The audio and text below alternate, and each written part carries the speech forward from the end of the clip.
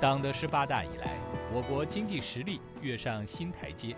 2013到2021年，我国对世界经济增长的平均贡献率超过30%，居世界第一。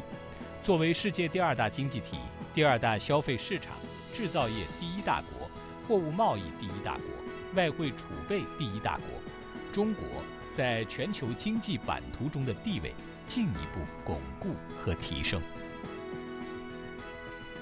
Now, since the beginning of this year, we see inflation, food and energy crisis are making headlines in different parts of the world. The world economy isn't doing great. Against this backdrop, how do you view the performance of the Chinese economy, and how does the Chinese economy now contribute to the world economy?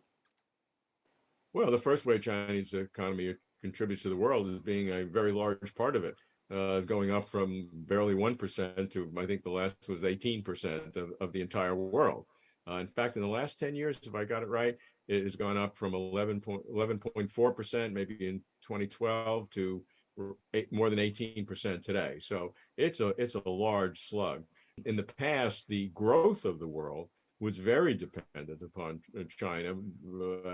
30, 40, 50% of the growth of the entire world was coming from China. China is committed to engage with the world and continue to reform and open up.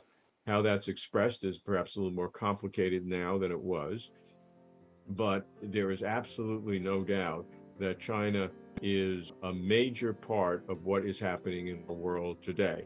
Certainly in the world economy. Perhaps I would just put a little bit more emphasis on China's relationship with the so-called global south, the developing countries in the world, the developing countries in the Middle East and parts of Asia. China has really focused on, particularly in Africa.